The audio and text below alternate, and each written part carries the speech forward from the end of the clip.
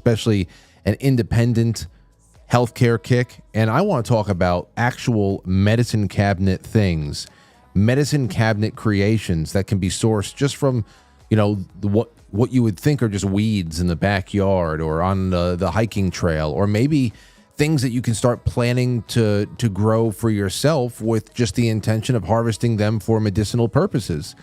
And that's it. I love that. So that'll be in the second half. In the first half, we've got headlines. I want to take your calls. We've got a couple of examples of more dopey media, California Schemin going on, as you're going to see. That'll one thing will flow into the other. And it's all going to end with one pronouncement. There's been many internet pronouncements about, I'm leaving this platform, I'm leaving that platform, I'm leaving the country altogether. I heard that sad dancing elf, Ellen DeGeneres, left, is going to the UK. She's not coming back ever. She moved to London or something like that. So goodbye, elf woman. Go do your shimmy over there. I'm sure everybody's going to love it. And but there's also other pronouncements that I actually take a little bit more than face value. And that are the announcements of swearing off the media because you just can't take it anymore. And obviously there is a program being run on you that is all retch, no vomit, and there's something else going on here, and just losing faith in media, which is a really good pronouncement, even if you don't understand why yet, because it could be the beginning of a really wonderful journey. And there'll be time for your calls, hopefully, because I want to hear what you think about it. If you see parallels like that in your own personal lives with people that are dealing with a whole bunch of shit right now, and everybody's dealing with something, no doubt about it. Dealing with something at this point. Real quick, we only have maybe about 10 left on each platform, Patreon and Subscribestar, the Polaroid sponsors. Would love to get those because we're sending you free chocolate-covered espresso beans and a sample bag of coffee. That's on top of all the stickers and the other sign-up bonuses. Become a Polaroid sponsor. Every month, you get a really goofy, awkward Polaroid from me and whatever the hell else is going on in the house. That's every month, a one-of-a-kind photo in the mail to you in exchange for supporting the show monetarily. As you know, this is a free market exchange. This is a wide open lounge. I invite you to come in, sit your ass down on the couch, relax, enjoy a show. But, if you get hungry, get yourself a refreshment, patronize the place a little bit. It's all a free trade exercise, and I hope that we're ready for some fun in the coming years. Absolutely. All right. So other than that, take a listen to this. This is a statement today from Donald Trump, who is pleased to announce that former acting Attorney General Matthew Whitaker, who I miss this guy. He was a badass. He should have just been the Attorney General. I didn't want him to leave. But he is now being used as the United States ambassador to NATO. And I hope that he is going in there with the intention of, slowly backing ourselves away from it, limiting our involvement, limiting our exposure to what is happening over here. I mean, there's a lot that's going on outside of the many billions of dollars that we put into this thing to defend the world from certain countries that actually provide most of the world their energy needs. It's the most ridiculous thing ever. We're clearly the bad guys now. But it's more than that. It's also Article 5. It's also what trips Article 5 to call all of the bannermen from around the world to come to war, a state of war. That needs to be stopped. The first globalist war, truly, the word globalism brought us into war was World War I. All these treaties and all these binding contracts and all that stuff between people. Just like something happens, all of a sudden the entire world is fighting each other. A fully mechanized, high-tech war. This has got to stop, especially since we see how Russia and Ukraine is being used right now. This is huge. Here's from Barron's. Headline, Russia's updated nuclear red line adds uncertainty, says experts. Russia's new nuclear doctrine reflects its hopes to deter Ukraine's allies from a greater role in the war by establishing red lines hedged with added ambiguity, experts say. Moscow warned on Tuesday that it would respond after Ukraine fired longer-range U.S. missiles at its territory for the first time as President Vladimir Putin issued a nuclear threat on the 1,000th day of the war. Foreign Minister Sergei Lavrov said the attack showed Western countries wanted to escalate the conflict. No, the countries do not.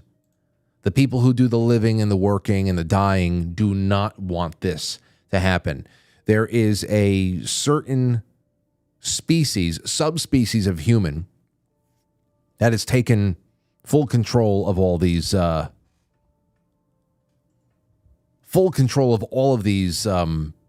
these governments. And now that they have hit another big bump in the road, they are trying to cause massive amounts of damage on the way out. There's no doubt about it. No doubt about it. And I had this guy, I told you guys about George Latimer. George Latimer, he is a local politician around here. He's the current Westchester County executive, my home county. And he was just voted in as I think a District 16 or something. He's not my district, but he's one over. And he's going to Washington, D.C. George goes to D.C. Anyway, George Latimer says, this was today, Russia failed in its swift military action to subjugate Ukraine in weeks. 2.5 years later, they are mired in a war that cost them 200,000 soldiers dead, 400,000 injured, and 400,000 draft-eligible men left the country. Russia has shown the world their military weakness. He's a fucking lunatic. He's a lunatic. He's going to fit right in. Right in. First of all, he's already well on the radar of the feds. He's been helping the feds traffic illegal immigrants into Westchester County Airport for years now. The Clintons endorsed him, all that stuff. So he's well on the radar, George Latimer is. Every time we turn the corner around town, there he is standing there at the farmer's market, standing in the back of church. I get out of the 7:30 mass and he's standing right there. What the fuck are you doing here? I feel like saying. But I'm in church. I shouldn't be thinking those things. Why should the Trump administration turn over Ukraine to them? Russia now. We stand by democracies. It's not a democracy. It's a CIA outpost. It's a Mossad outpost. He knows this. He knows this. Okay? The cross-eyed. Don't take the cross-eyed. I think one eye must be fake or something. Don't take that for stupidity. Russia has turned over 300,000 Ukrainian men and boys into minced meat with one hand tied behind their backs. Okay? They are in a holding pattern. Now, it's either people like George Latimer's bloodthirst has made them blind, or they are already getting their palms greased weeks before getting sworn in. And that's really what it comes down to. It's truly what it comes down to. And these escalations are something else. It ties right into what Matthew Whitaker is going to be in on. Because in no way, shape, or form, there should be no even future promises to Ukraine to join NATO, at least not with us in it. If the United States is out of NATO, the whole thing is defunct. If the United States is out of the United Nations, the whole thing is defunct. What's the point? What's the point if you can't latch on to our economy? There's no point to it all. That's why the League of Nations went belly up, because if you don't have the United States, what the hell's the point? Oh, please. But it's just too much to ask for 4 years.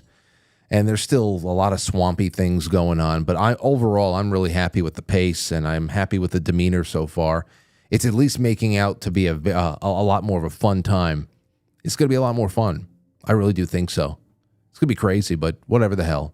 Anyway, here's more from the Congress.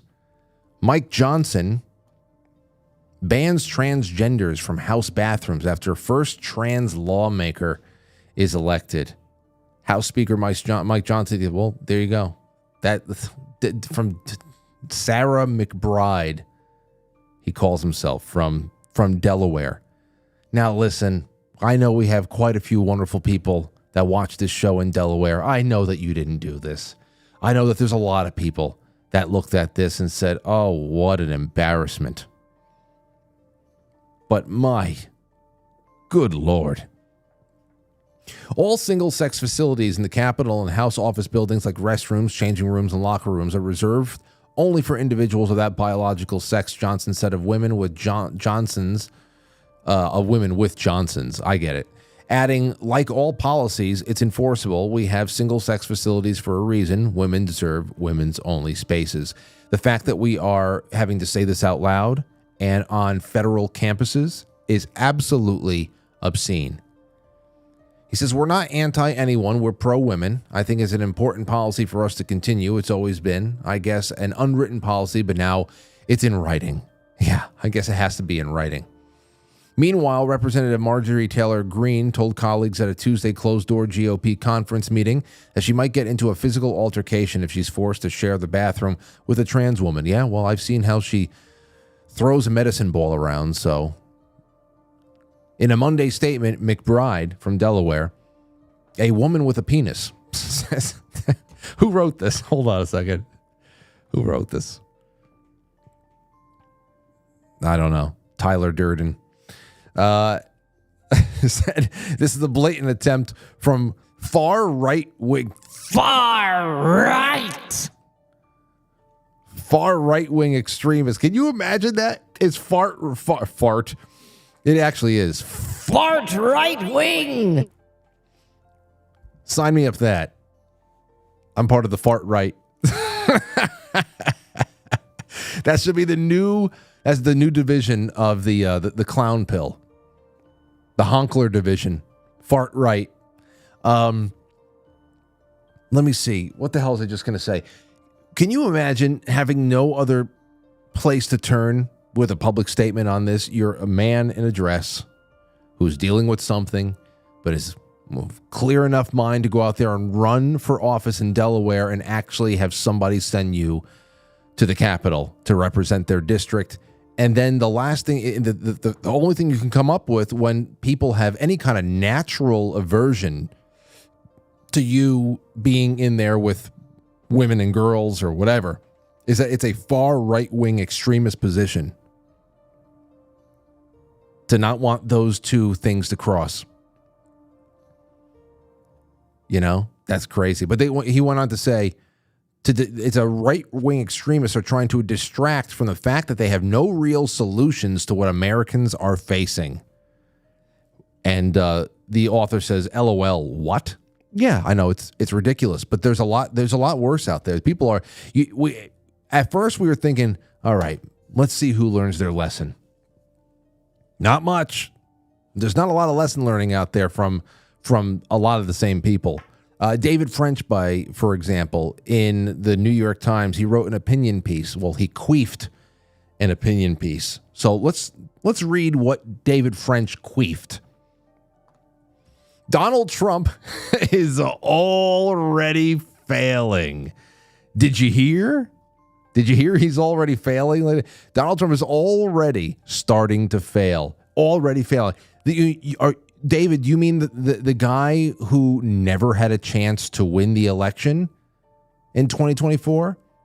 Who was never given a chance at all and instead trounced the prom queen? Well, that guy who never had a chance of winning the election is already starting to fail in his second term. Have you heard? These people are just they're already starting with the walls are closing in bullshit right now when he is at the absolute height of his popularity. Some of them just can't stop. They don't want to stop. I have a couple of things here I thought were funny. Oh, he opens it up, David French does, by going, that was quick. What was quick? God. To understand, well, here he says, listen, this is the big one. Donald Trump is planting seeds of his own political demise. Oh, so it's just seeds. The corrupt, incompetent, and extremist men and women he's appointing to many of the most critical posts in his cabinet are direct threats to the well-being of the country, but they're also political threats to Trump and his populist allies. Oh, to understand this, it's important to remember a cardinal reality about Trump's political career. He has now won 2 general elections, 3, but David French is a truther. When he was the only alternative to an unsatisfactory status quo, and he lost the one when he was the unsatisfactory status quo. Can you imagine the mental gymnastics? 2020, he lost because he became the status quo, and that was unsatisfactory. And who did people choose to break up the status quo? Joe Biden, who had already been there for a half a century and no longer had his mind. This is the creation. This is the creative powers of David French and people like him. Absolutely pathetic. Absolutely pathetic. But it's like, I don't know. I'm fascinated. I can't help being fascinated by this. If he can't govern well, his populist partisan realignment will come apart before it is truly begun. No, I mean, the real question is, if the agenda, so he said, if the agenda is thwarted by the status quo, that's the problem. He needs to stay, quote unquote, extremist, or else the agenda will be thwarted by the status quo. Which mean, and I mean status quo, I mean WWE. You got your baby faces and you got your heels, and that's it. Republicans and Democrats, the storyline that people are okay with. They're okay with booing the one guy in the red tie, and the woman in the blue dress does something else, and there's this thing. That's the status quo. And that's who's going to try to thwart Trump, which is why he's got to get extremist with his picks. He has to. Extremist for them. But this is the way that they're talking to themselves, ladies and gentlemen. This is why a lot of people are walking away even farther and farther from that line of media. It's just some silly shit. Okay, when we come back, we're going to just rifle through the news and hopefully get around to some of your calls here in the first half, because we're going to be talking about herbs and making medicines with them in the second half. I'm looking forward to that a great deal. So don't go anywhere, ladies and gentlemen. It's going to be a good night tonight. It's hump day. I wish you all lots of luck out there, if you know what I mean.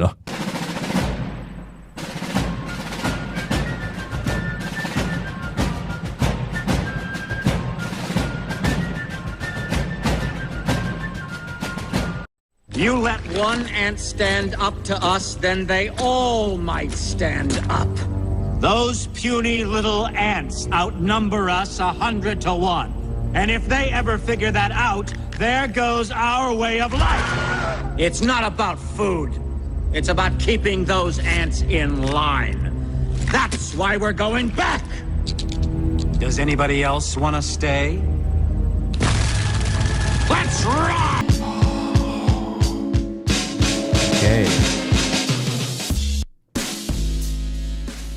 Okay, so we did a little bit on perpetual loser David French. A little bit of that.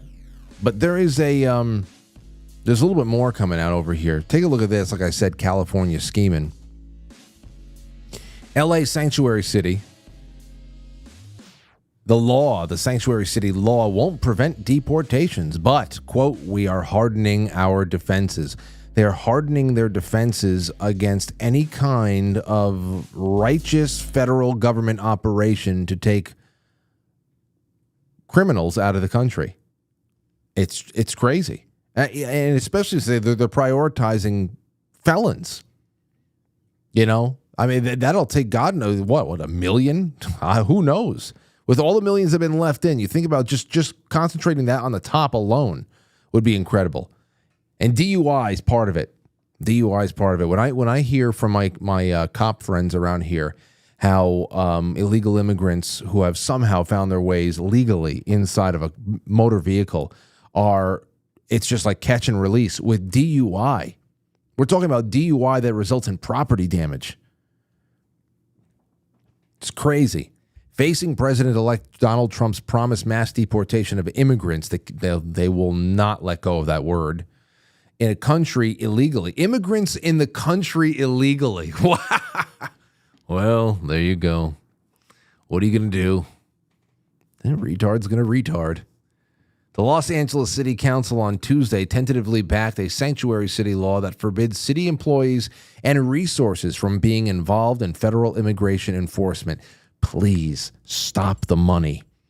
Please cut off all the money. It should have never gone in the first place. This would be the perfect time to just button up. This would be the perfect time to button up. Perfect time. You know?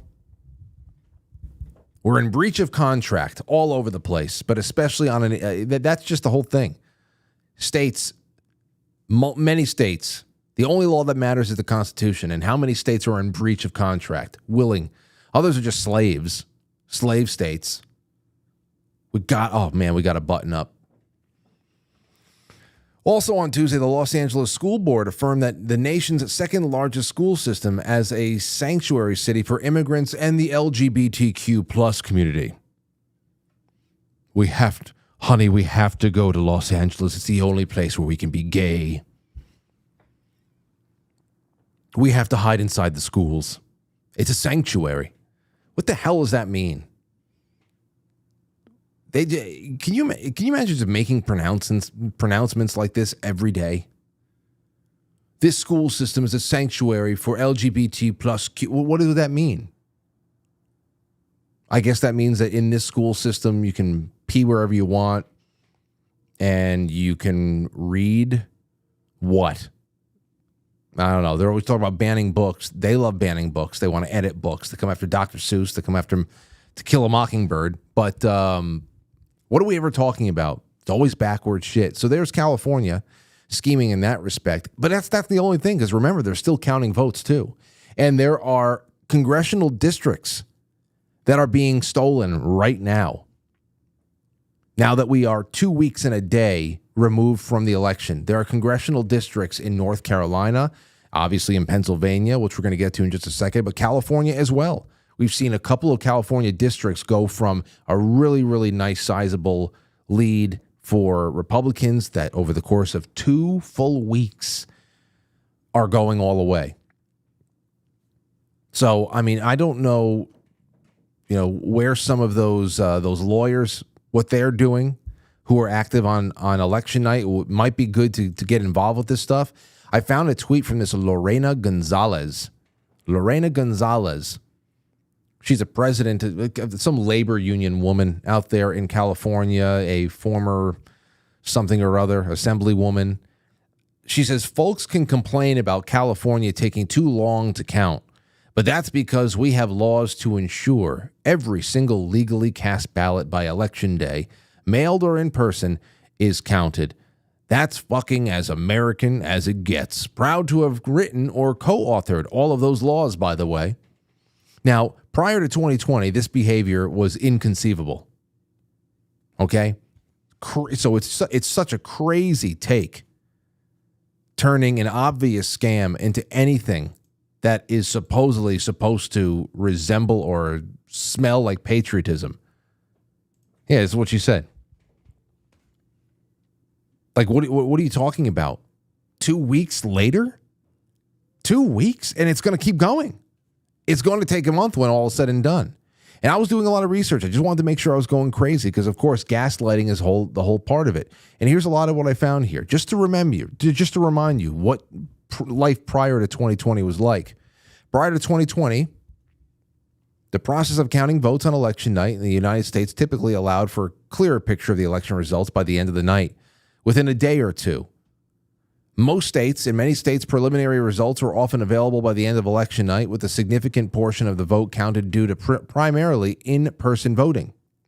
Okay, they definitely changed the culture on that. Now, early voting, it's still in person. I'll accept it. But all this stuff that's going on afterwards, listen, whatever you have at the end of the night is all you got. That's it. These initial counts included early votes from election day, and sometimes absentee ballots by mail that were processed beforehand. Close races. Obviously, we have 2000 race with Florida, things like that, things that required recounts that were too close to call, all of that. That was more of an exception than the norm. But, for example, in Texas, with its large population, typically could get a substantial portion of the vote counted by election night, but the final count might take a couple of days. That's fine. 3 weeks? Because we're definitely going to eclipse 3 weeks.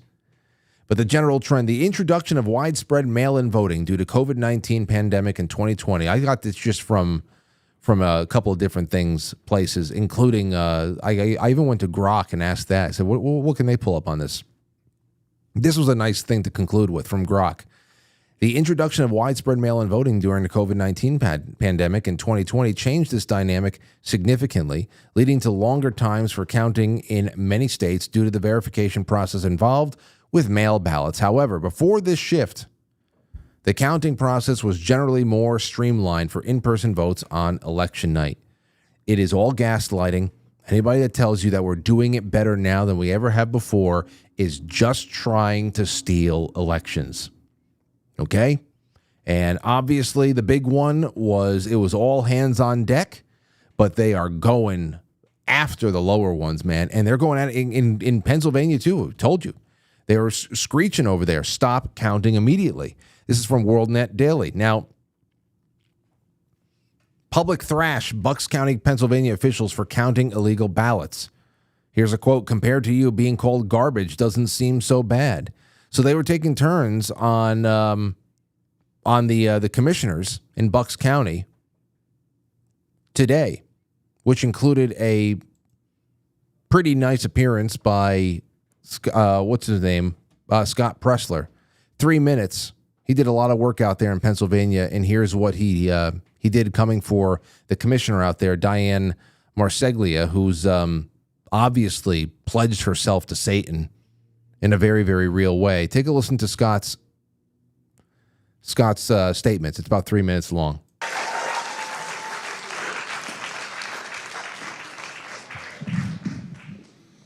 Good morning. Bucks County has been in the news a lot this year. Earlier, we flipped Bucks County from blue to red, and for the first time in modern history, there are more registered Republicans than Democrats here in this county.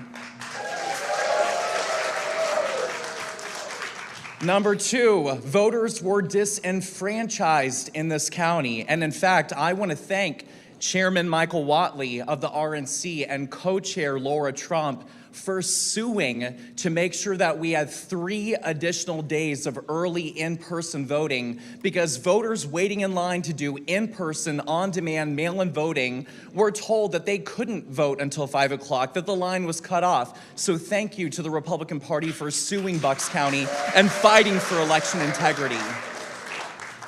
And now, here before us, it's on the world stage that we have a commissioner, quote, by Diane Marseglia. And just so you guys know, he's facing her right now. She's right there on the commission. Precedent by a court doesn't matter anymore in this country. People violate laws any time they want. And if I, meaning Diane Marseglia, violate this law, it's because I want a court to pay attention to it. Well, Commissioner, the court already ruled that undated and misdated mail-in ballots could not be counted. You knew that going into the meeting. And I want to congratulate the people of the Commonwealth of Pennsylvania. This speech I'm doing right now is going to be seen by millions across the country, the Commonwealth, and the world. And I have a message. Congratulations to President-elect Donald J. Trump, the 45th and 47th President of the United States of America. Congratulations to Senator-elect Dave McCormick, and we are not going to allow Democrats to steal this seat from us. Furthermore, congratulations because we defeated Matt Cartwright, giving President Trump an additional seat in Congress. Congratulations to Congressman-elect Rob Bresnahan. Congratulations to Congressman-elect Ryan McKenzie, defeating Democrats Susan Wild in Allentown and Lehigh. And I have a message. Peacefully peacefully. We are coming for your seat in 2027. If you don't resign today, have at it. I am coming for your seat. You hear that, bitch? Have at it. Listen, what a... Peacefully. And Harvey, Commissioner Harvey, this goes for you too. You are complicit. Mark Elias and his cronies must be disbarred from practicing law in Pennsylvania, any of his cronies, for the misconduct that they did. I want you to know that I am going to spend all of my time in Bucks County for the next 3 years making sure that we take back this county. Thank you to every single patriot that showed up today. We did it! There you go. So, there's a lot of work. A lot of people did a lot of work, a lot of legwork. Can't even imagine organizing like that and canvassing like that and doing stuff. But it's what made it all go around.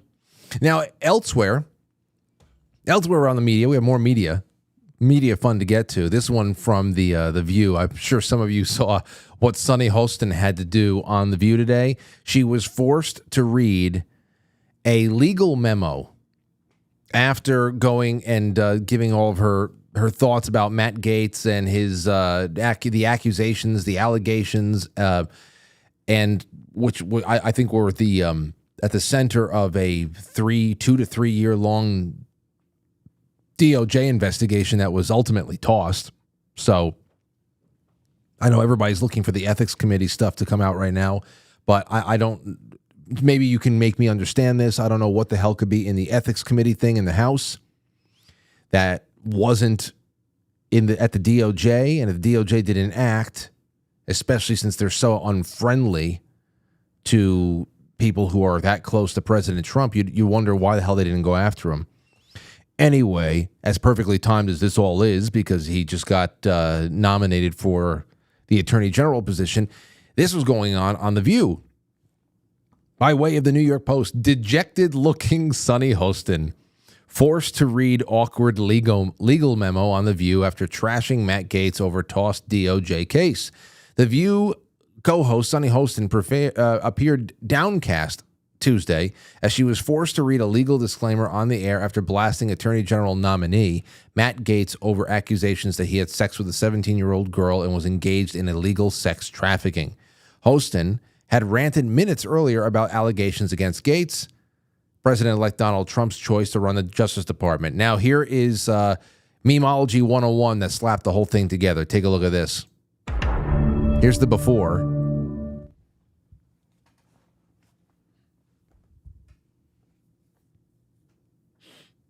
To be the Attorney General means that you're responsible for the Department of Justice. And the Department of Justice is one of the largest law enforcement agencies in the world. And it's very serious business. I mean, you have the Civil Rights Division, Antitrust Division, the Criminal Division, U.S. Attorney's offices, the FBI. And within the Department of Justice, you have the Sex Crimes Unit, which is what I was a part of, child sex crimes and child trafficking. How could you nominate someone with allegations of child trafficking trafficking across state lines and having sex with a 17-year-old? My understanding, further on in the interview, they discussed the fact that once he finds out that she's 17, he stops having sex with her. Well, statutory sex doesn't require you to know what age the person is. It only requires the age. And so if these things are true... So wait a minute. So if you're having sex with an underage girl, yes, she tells you she's 18... Yes. And you have it anyway, you're still liable. Yes, you are. She's actually still... Which, I know that in itself, I know age of consent is different from state to state, but one of these days we got to talk about the absurdity that is the woman's apparent right to lie about her age, and it's just the man who bears total responsibility. I never understood that. And I'm not even taught we can take out the more glaring. There's a little bit of weird stuff going on here. You got like a 55-year-old man and a 19-year-old girl or whatever. I thought she was 19, like she's just riding the line of legality there. I mean, I'm not even talking about that. I'm talking about like a 22, 23-year-old guy and a girl that he thought was 19, 20. There's 17-year-olds that look like they can be 20-year-olds sometimes. And for that is in itself is very odd to me. I never understood that it's 100. Like, what are you going to do? I mean, obviously, you got to teach boys young. Any shred of doubt, keep your distance. But, if you already exchanged basic information with somebody, I'm not even talking about Matt Gaetz right now. I'm talking about in general. If you already exchanged basic information about somebody, where are you from, where are you going to school, you get an understanding of how old a person is, all that other stuff, whatever. I mean, what are you supposed to ask for verification afterwards? I don't, that's just crazy. But for Sonny Hostin, of course, to be sitting here, now getting back to the story at hand, and say, wax poetic about how all the wonderful work that she's done and where she's been and the sanctity of the DOJ and all that stuff, and to allow somebody with accusations, with an allegation is an accusation. Where does it go from there? I don't know.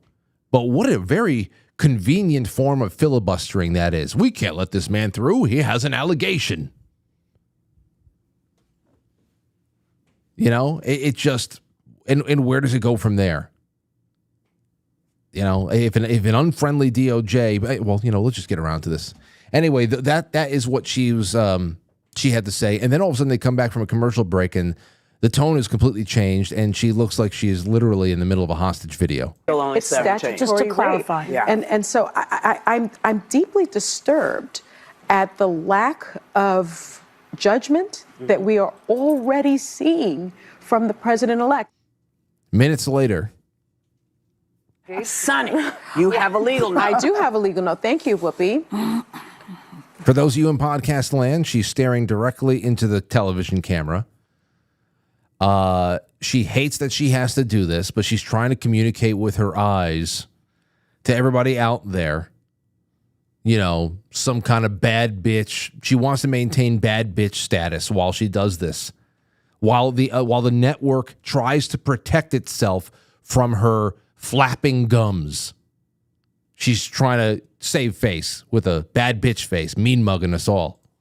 Matt Gaetz has long denied all allegations, calling the claims, quote, invented, and saying in a statement to ABC News that this false smear following a 3-year criminal investigation should be viewed with great skepticism. That DOJ investigation was closed with no charges being brought.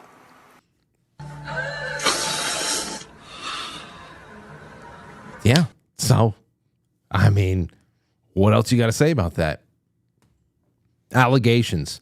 You get to allegations. Now, if an unfriendly DOJ probe, because this all started in like 2021, they're probing allegations against Matt Gaetz for a few years and nothing happened. Honestly, I wasn't even really looking into it. So I guess we'll see what comes of this ethics committee stuff. I saw Politico out there essentially begging for somebody to leak what was in the House Ethics Committee probes into Matt Gaetz. But essentially when he resigned from Congress, they no longer were pursuing his case because he's not a member of Congress anymore. Though there is precedent of their being, publishing and following up on stuff like that. I don't know. But regardless of what's being alleged, let's be honest. How much stock do you put in accusations anymore? Someone makes an accusation. A political mob with subpoena power forms a committee. The investigation, whatever the hell it is, that is either kept at a slanderous low heat simmer for as long as possible, and it either goes away altogether, unresolved, with just that bitter taste in your mouth where you always remember that guy that was being investigated for that thing, but you don't remember how it turned out, or they get the right jury assembled in a place like New York City to force through an indictment. And if they're crafty enough, they'll even change statutes to make an allegation from 58,000 years ago be fair play. So I don't know what to say about all this, because on the surface, it looks just like the same old fucking pattern. The same old pattern. But that was really fun to see her have to go and do that. Really, really slick form of filibuster, though. Anyone with an accusation attached to their name should not be allowed to do anything. We need only those who are clean as the driven snow, and of course, Democrats are the only ones who know how to prove them. Anyway, on to more ridiculous media. Here is, what is it? This is from Piers Morgan. You might have seen this as well. Chunk Yogurt went after Alan Lichtman for pointing out that his keys to the White House were wrong, and Lichtman responded by accusing him of blasphemy. This is by way of Greg Price. Take a listen to this. And I don't know why. Is this a normal thing? It's intermission time. Son of a bitch. Oh, I'm sorry, kids. Don't you ever say that. Don't say that. Uncle Frank's potty mouth.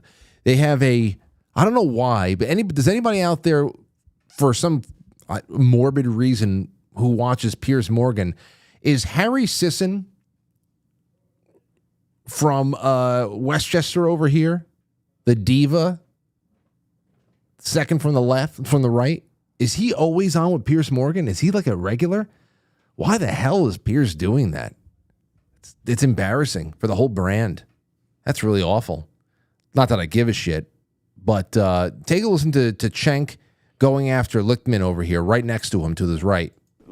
Don't blame the voters. I think, look, we could get into this discussion, but one, I think you're blaming the voters. I think that's a terrible idea. Look, I debated Professor Lichtman before.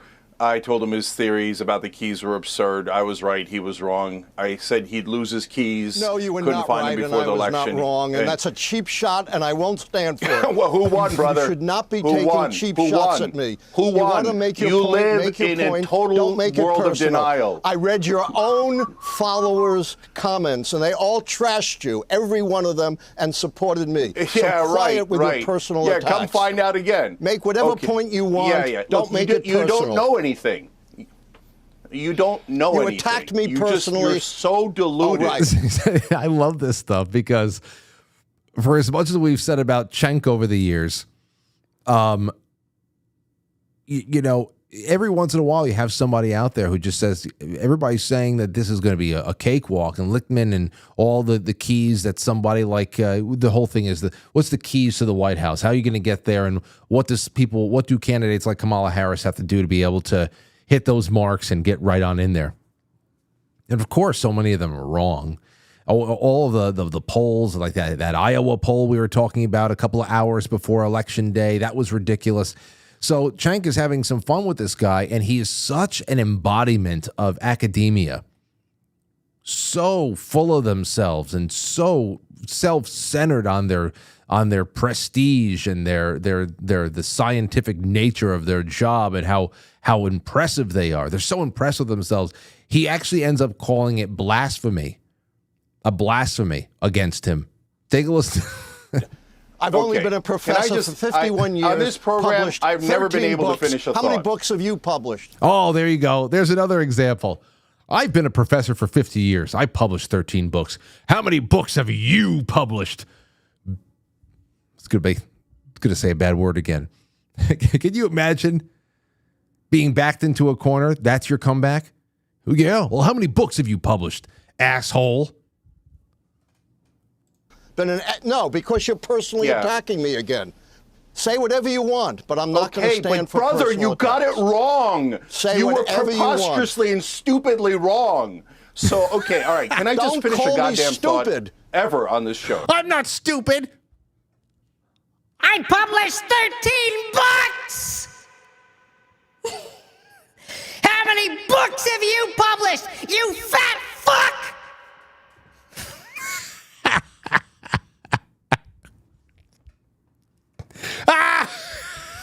Oh, it's just so funny. I'm having a good time tonight. Who else? Who's having a good time? All right, let's keep going. No, not if you're personally well, I admitted I was wrong. I don't need you to call me stupid. Okay. Can I just say, it's great to see you Democrats all getting along so well. Who taught you manners? It's lovely to see a post-election harmony as you all come together again. We're just one right now.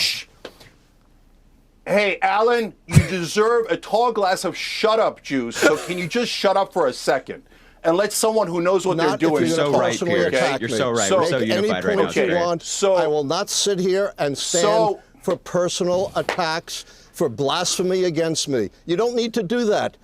You don't boost your Blasphemy own ego against you? by Who the hell are attacking you? me Are you like that. Jesus Just Christ, make your you points. loser? Okay, can Make I just give the correct answer for once? Wow. That's a blasphemy against me. I don't know what to say. I do not know what to say, but that's funny. That's some funny stuff. But I want to read something to you now. It's 7:46. Because this is all really an example. Where are you getting your news from? Where are you getting your polls from? Who is gassing you up and telling you about the keys to winning one race, the keys to achieving one thing in the world? It doesn't have to be political. It's just about how the culture is being driven. I like this it was a subreddit, from subreddit, television subreddit. And here's what they said. They said, yeah, I'm unplugging from the comedy news shows. I'm going to read it to you. I've been watching John Oliver, Daily Show, and some nightly talk shows for years and decades, but after this election, I just can't bring myself to do it anymore for a few reasons. Part of the show is telling us about whatever scandals and schemes politicians are involved in, and now I think, who cares? Nothing's going to happen to them, and there's nothing that they could ever say or do that would make their followers abandon them. So it's pointless to watch because it's just going to be some mad sad added to my day. You're right. Another part of the show is telling us about whatever new policies they enact that will be bad for us, and now I think, oh yeah, no shit, we know. That's why we didn't vote for them and told people not to vote for them. So it's pointless to watch just because it's just going to add some mad sad to my day. And the biggest part of the show is that they are all comedies based around we're so smart, they're so dumb, we're so normal, they're so weird, we're good and they're bad. And now I think they just won the election by both electoral and popular vote and improved in almost every demographic since 2020, which means all of your little jokes meant nothing. And in the end, they absolutely fucking owned you and got the last laugh. So yeah, I'm just not seeing any reason to watch these shows from now on. I'm just going to send my ballots in and hope for the best, which is essentially the same thing I've always done since that's the only real power we have. But I won't be immersing myself in the daily mad sad anymore. And here's a postscript at the end. Reddit wouldn't let me ask, is anyone else, which is why I was forced to make the title a statement and look like a random venting session. And I'm not just discussing about television shows and not just a discussion about television shows on a television subreddit. So I guess he's asking the thing, is anybody else unplugging from all of the comedy shows, so-called comedy shows? This is a wonderful thing because you know what this means. If there are, this is going to be another subset of people, a sub-demo of people who are going to be completely politically liberated, not converted to one party or another, but politically liberated over the course of the next few years, if they are actually able to stay away from this kind of television programming. Because what did we go into? This was back in November 7th of 2016, to be honest. Take a look at this. It's about John Oliver in particular. Because what are you really disconnecting from when you get rid of these shows and you get into something a little bit more personable, a little bit more intimate, a little bit more human? Here's what OP wrote in 2016. The subject of John Oliver came up when a colleague, a fellow psychologist, and I were discussing politics a few months ago. Although we were both in agreement regarding the general shit-lib inanity of the HBO show, my friend was surprised when I explained that the real insidiousness of it, John Oliver's show, is its unmistakably hypnotic structure and pacing. I ended up pulling up an episode or two off of YouTube to show her what I meant. All the segments I've ever seen from this show follow the same repetitive format, present some argumentation and quote-unquote facts for about 10 seconds, then quickly follow these up with a snarky quip, which themselves overwhelmingly take the form of complete non sequitur or otherwise absurd metaphor, before any rational processing of the preceding argument can take place in the mind of the viewer. Further telling is that the only beats or mental pauses in the show's pacing exist solely to highlight the approving laughter or applause of the studio audience. Repeat the basic formula without variation 20 to 40 times in a row, and you have one of the 12 to 20-minute segments that form the backbone of John Oliver's show. And it's not just John Oliver, everybody. It is a format that has been used over and over again with various types of, hosts and whatever, and figureheads. Samantha Bee was another one. Jon Stewart, of course. This is it. I mean, Jon Stewart was a security blanket. They brought him back for the 2024 elections, and it didn't do anything. Gave older millennials and Gen X a familiar face to coddle them at night, but didn't do anything, as we know, because celebrity is dead and they don't actually have any real momentum. Anyway, this is the sense in which the show, John Oliver, is fundamentally hypnotic in effect, even more so than its precursors in the genre, Daily Show, Colbert, etc. To my mind, Oliver's show is representative of the media's increasing mastery of the methodologies of mass conditioning. In fact, it is almost such a perfect technical accomplishment that I would almost have to admire it on technical grounds, which, moreover, is in the hands of the entirely wrong people. So, I always loved this post. We had to dig it up again for tonight after I saw that Reddit post about asking everybody out there, are you quitting all the comedy shows after all this? Are you stopping to listen? Are you you pulling the plug on people like Lichtman over there and all of his deep dives on what the keys to this and that are? All the pollsters, the Kyle Silvers. What are you doing? Because here the thing is, if you reach your breaking point, there's going to be a couple of things that happen, and we're seeing it. Either some people are going to say, I'm done. I need to walk away from this for a while. And if you walk away from it, you're actually detoxing. It's almost like that movie Equilibrium with Christian Bale. If you miss a dose, all of a sudden you start feeling feelings again. And you might actually, because you're a little bit more dispassionate about it, you might actually be able to have a conversation with people and be a little bit more open to what was going on at a time where you couldn't see anything but what was just in front of you, what was being placed in front of you just through your media consumption routines.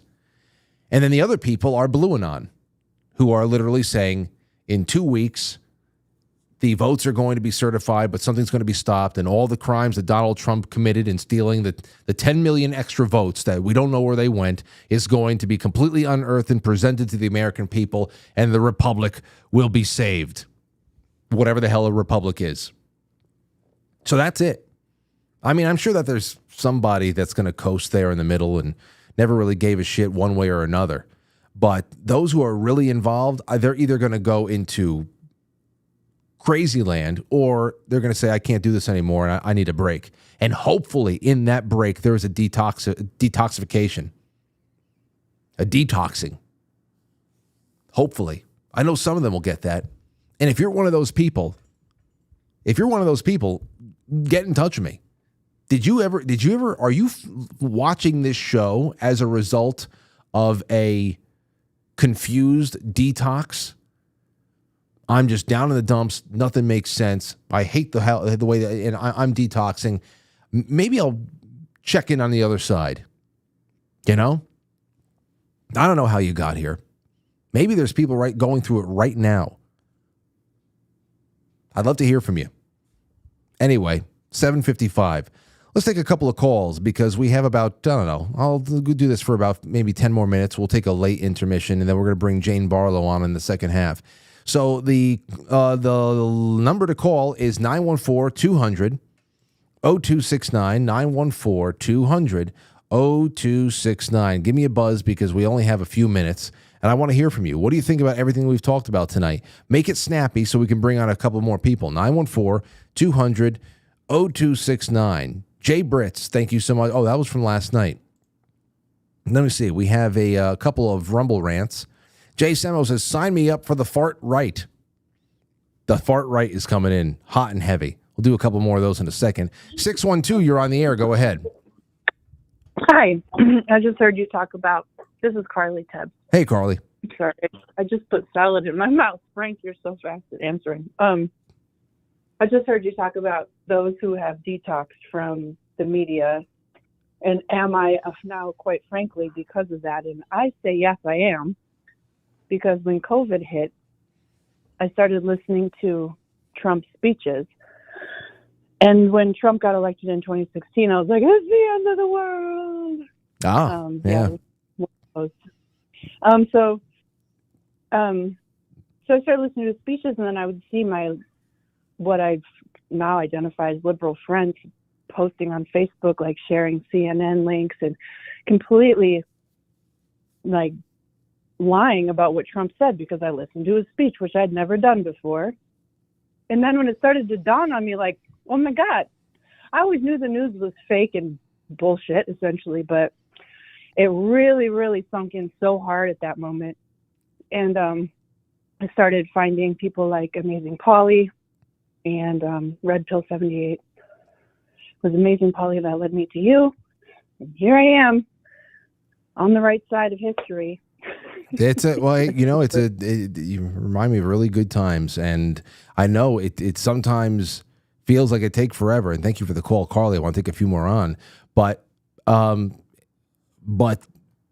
think about how fast time goes by. I mean, we're talking 2018, 19, 17, 18, 19. And now in a couple of years, that's going to be 10 years ago. That's just nuts. But it's quick. And that's how the evolution is sometimes. All right, you're on the air, 352. Caller? And there they go. 914-200-0269. Jay Semo says Rush Limbaugh was so right when he said the fart left was determined to eliminate elections. Oh, did he say fart left? Was that one of his coined phrases? Admittedly, I did not spend a lot of time listening to him. I did not spend a lot of time listening to him, but that is funny. Let's see what else we have here. Okay, good.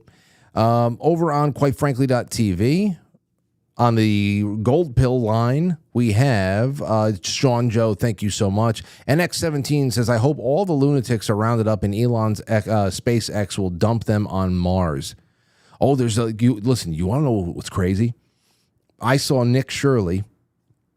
Nick Shirley uploaded another quick video from New York City. I don't know when the hell he took it. Could have been recently, but he talked to one of those Venezuelan gang members right outside the Roosevelt Hotel. He really needs to be careful. This kid that he was talking to was not right. He asked one too many questions.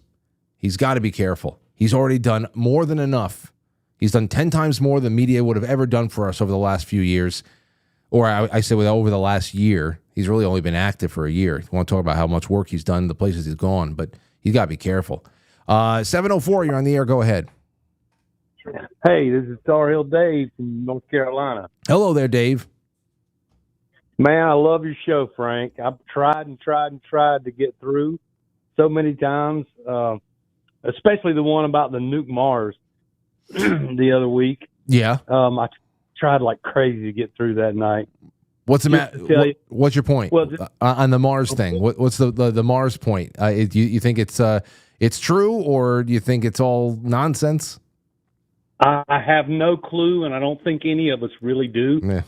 I don't think the rovers are really there, and I don't think space travel is possible if the space really is a vacuum, because rockets cannot ignite in a vacuum, and neither can wind power. Think about it. What do you need for fire? Yeah, I know you need. That's the whole thing. Is it combustion, or is it? See, these are things.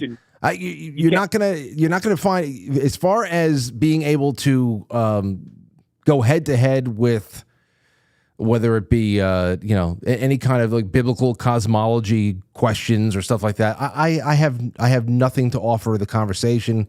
I just don't. If it becomes a hobby of certain people, they learn all the questions and all of the gotcha questions and things like that, and it's a losing proposition. So that's why when it comes to the nature of space, the nature of our realm, of our planet, of the cosmos, I am better suited to putting together a show where I have people from different perspectives coming at it, and I just moderate a dialectic, because I don't know what to say. You make a great point. How the hell do you fire a rocket through space if there's no way for oxygen to help fire the rocket? I get it.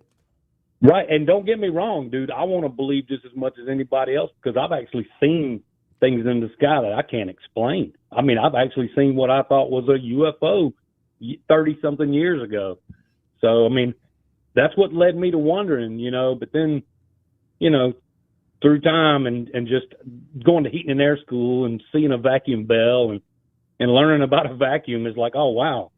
Takes the fun out of my movies and stuff, too, Well, I'll tell you one thing, David, and thank you for the call. I hope you know that try again. Eventually, you're going to get through. And not only that, email me if it's really important and you don't want to lose the thought. Please do that for me. I will. And one last thing, real quick, because I know you're trying to keep them quick. You said a second ago, a republic, whatever that is. Just real quick lesson.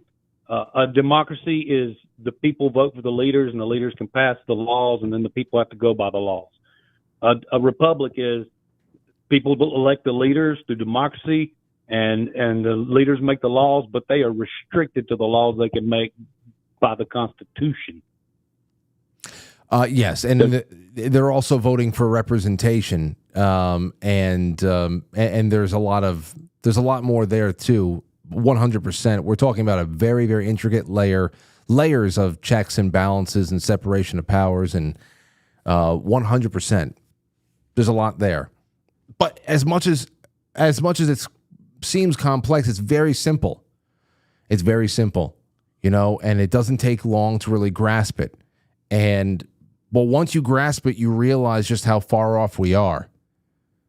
When I can't tell. I've lost quite a few patrons over the years who had children or husbands who worked for one federal agency or another, the FBI, whatever, and they just heard me say the FBI shouldn't exist one way or another, and that it all has to go away, and that's essentially me saying your friend should be jobless. And it's just like, it's not part of our structure. You realize all the things we've normalized as good patriotic institutions, good programs, Social Security. We're going to help everybody plan for retirement. Oh, yeah? Where's the money? It's all gone. The trust is empty. We're taking out loans to be able to pay out Social Security, and now illegal immigrants are getting Social Security numbers. What is that?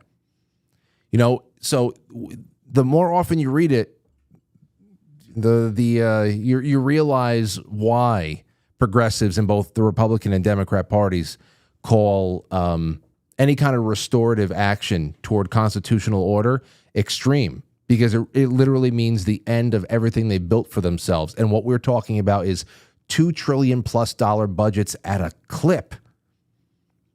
Okay? It's incredible. Incredible. So it is a little jarring. It is a little jarring. For example, I mean, on Twitter again today, I was looking at some things about who wants to get rid of one thing or another, and I saw, what was it? It was a post about Doge. It was an old Milton Friedman. I guess it's a C-SPAN. A clip of a C-SPAN interview about how he was just going through all of the cut this, get rid of that. It's really nice. I tweeted it out there. You should take a look at it. Big fan of Milton Friedman. We've been playing him on this show for a long time. And if he gets popular again, then we should do a little bit of a review. But anyway, he's talking about all the things that he'd get rid of, all of the Department of Education, obviously, HUD, everything has to go. And I saw somebody say it would be sad to see our national parks go away because, national parks, Teddy Roosevelt, big outdoorsman. You think, well, he did it with the right intentions. It doesn't matter. It's not supposed to be there. But of course, somebody will say, yeah, but it would be so sad to see our national parks go away.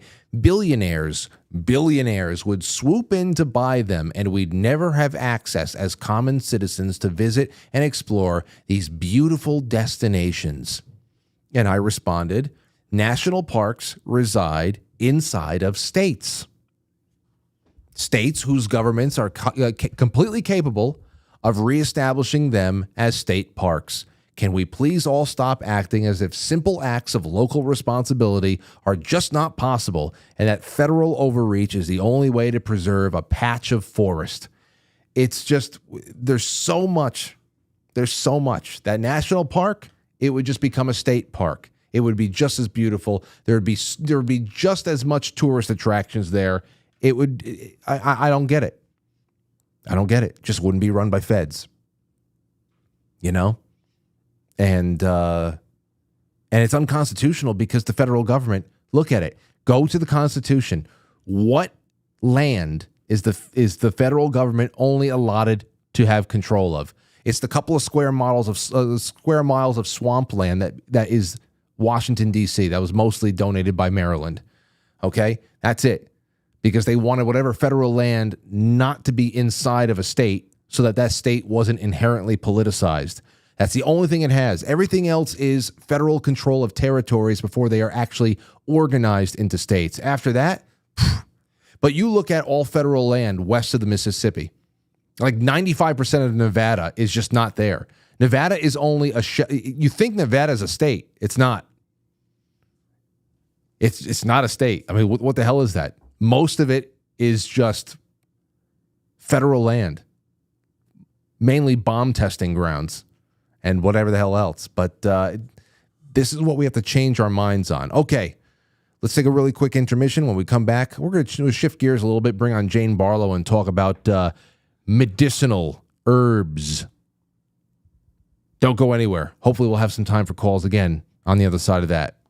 It's intermission time, folks. Time out to press the like button.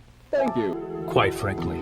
Quite frankly. Quite frankly. Quite frankly. Quite frankly. Quite frankly. Quite frankly. Quite frankly. Quite frankly. Quite frankly. Quite frankly. Quite frankly. Quite frankly. Quite frankly. Quite frankly. Quite frankly. Quite frankly. Quite frankly, guys. Quite frankly. Quite frankly. Quite frankly. So everybody watch. Quite frankly. With Frank. Their place come in to ask their doctor about what they've seen on television. And, we exchanged anecdotes last night. And then I got this last night. Frank, while I'm sure some people ask their doctor about whatever drug, that revenue couldn't possibly justify the amount spent for television ads. As either RFK or Tucker, can't remember which, explained, they're buying the media's silence. Now, this made a lot more sense. Somebody had said, oh, well, they're being bribed. And I didn't understand, what do you mean by bribery? What's going on there? This makes a lot more sense when it's articulated this way. How likely is it that a news organization will investigate a company whose ads account for 70% of their revenue? Point taken. Point taken. 100%. No doubt. The only thing is that could be done a lot more subtly. It can be done a lot more subtly. It really can. So there's ways that they can be investing in the network. It can be brought to you by Pfizer. It can be brought to you by one thing or another.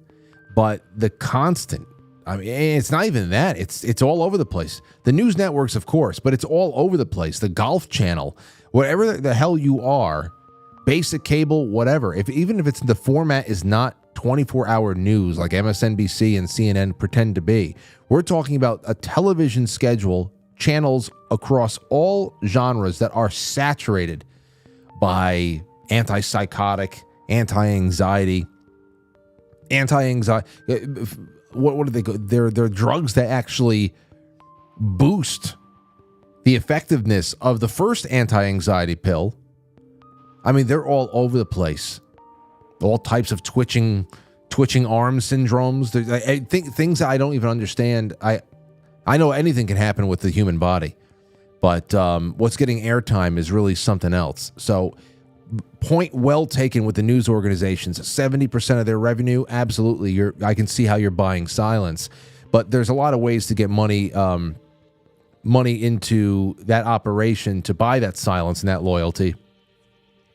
But the fact that so much liberty is taken to be able to interface with the public like that, there is no doubt a psychological conditioning element to it all. And it's not just on news networks. That is actually a very, very small amount compared to everything else. All right, so let me see here. Since we've been talking about this for a while now, that's the big thing. We've been talking about Make America Healthy Again over the last few weeks because it's become more and more important to what's ever happening. It's become a source, especially. I'll handle that in a second. Yeah, Make America Healthy Again has become a source of my main source of hope and anticipation for the next few years. If you don't have your health, you don't have anything, as they say. So I'm really curious, and I really want to hold out hope, and I just want to I want to anticipate great things as far as what can be done for everybody in ways that they didn't even know that they were being negatively impacted. So I wanted to do that, to change a healthcare industry perhaps into a healthcare mindset. And that is a big part of what we're doing right now. It's a big part of the mindset that is bringing new tools and information to manage health back at home instead of always going to the pharmacy for one thing or another. That's just one thing. How do we start reprioritizing ourselves? And information is one of those big things. You think about the curiosity, the mild level of curiosity people had about what may really be going on during COVID or something like that. And that curiosity was not encouraged. It was crushed. They said, trust the experts, sit back and take your pills. Don't go outside, put a mask on, breathe it in the house, keep your windows closed. So information right off the bat is something that is a great way to start reprioritizing yourself because, first of all, it empowers yourself and it makes you not, in that slave mentality where I'm just waiting for the next orders. My life is not my own. So that makes our next guest a very interesting guest. Her name is Jane Barlow, and man, oh man, she picked up the mantle of a family business left behind by her father, Max, a master herbalist who founded Barlow Herbal over 60 years ago. And Jane, it's so great to have you on. How you feeling tonight? I'm feeling awesome. Thanks, Frank. It's nice to see you again, actually. It's wonderful to see you. Now, I don't know. I still have not figured out where the heck I was suggested your website years ago for the first time, but I remember knowing about you way before we met at Perpetual Health Retreat in Martha's Vineyard. It was just serendipitous that we were there at the same time, and I'm glad that we're talking now. Yeah, me too. I think partly we've just been around for so long that maybe you ran across us and it just was somewhere in your card file. Perhaps. It could be. So, you know what? Tell us a little something about your father and the work he left behind and where you are today, now that you are you're at the top of the pecking order over there with the family business. Yeah, that just means I'm getting up there. Yeah, I mean, I grew up in a really big family. I'm second oldest of 14 kids. And honestly, when my dad passed away, I didn't restart his company until 4 years after he died, but I never dreamed it would be me. I had a huge career in fitness. I worked in gyms my whole, for the first 20 years of my adult working. And I was a personal trainer. I built my own gym. And in fact, I was standing in my gym here in Salt Lake City with one of my sisters who I built it with when we got the call that my dad had had a heart attack. And it was, so I just never dreamed that it would be me, because although I loved herbs, I grew up with herbs, I grew up with this wellness, healthy lifestyle. It's a beautiful thing that I'm here because I love what I do. I've been going 23 years now on my own. And I feel like I'm kind of at, I'm in my early 60s. My boys are in their 40s and my grandkids now. So it's definitely a family business. So it's a beautiful place to be in. Like you were saying before I jumped on, when COVID hit, it felt really surreal to me because I've taken care of my health naturally using herbal medicine since I was, I grew up that way. So I kind of thought, I can't believe people are freaking out over a virus. It was really interesting for me. So, that's an interesting take right there. Obviously, there's going to be that aspect of your childhood where you're being raised by your father. So his life is going to trickle down into your experience. I'm sure that you are being introduced to all types of tinctures and ways of just taking what other people would consider weeds from coming up through the cracks in the driveway, like dandelion, and turning it into something else. I mean, I was raised in part by grandparents who grew up in the Depression. So you best believe that during the summertime, my brother and I were sent out into the driveway to pick the dandelions to make a salad that night. And so there's little things that we picked up along the way. But stepping into your father's shoes, that seems like a very, very big task. What did you have to do to prepare to even do that? Or did you have to start studying his manuscripts? What was the inspiration to start really understanding what he was doing all that time instead of just being a secondhand, receiving all that stuff secondhand by living with him? Yeah, I mean, that's a perfect question because really what happened is after my dad passed away, his company kind of died with him. He was a person who I would say we were red-pilled as children. We never became, I mean, I was telling my husband that just tonight. I'm like, I had a conversation with a friend yesterday who had her red pill moment during 2020. And she was like, you never really had that because you grew up that way. So my dad was basically educated, with college and with more traditional education.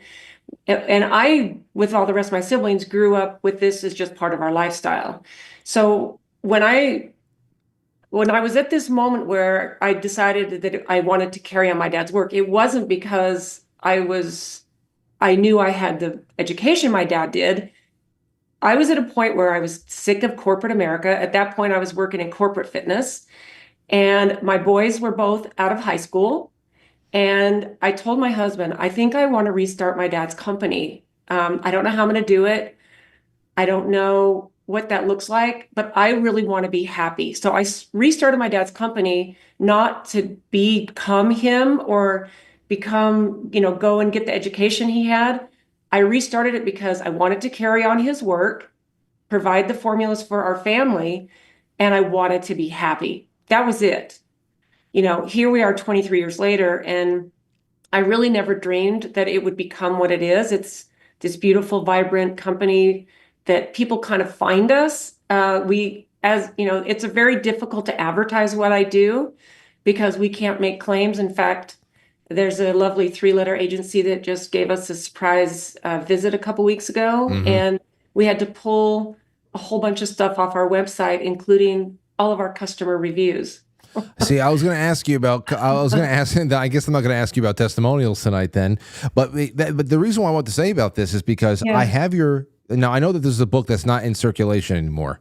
You gave it. Oh, that one is. That's my brand new one. Oh, this is the new one. Be Your Own Shaman.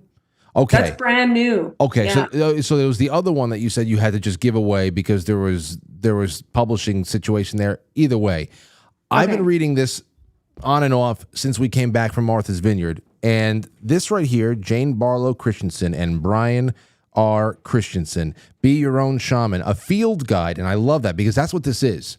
A field guide to utilize 94 of the world's most healing plants. Now, I know you have products that you produce for sale. It's on your website. Your published work here is really geared toward plant identification, teaching the reader how to prepare it themselves, what each plant treats, what you can use, how you can use it, whether it be just by drinking, topical, whatever the hell else. I mean, this field guide aspect to your own is so important because this is again the difference between giving somebody a fish or teaching them how to fish. So I'm sure there's a lot of people who just love the products that you make personally, but the fact that you're passing along information, and I know there's a lot of information you compiled into this book. It's fantastic.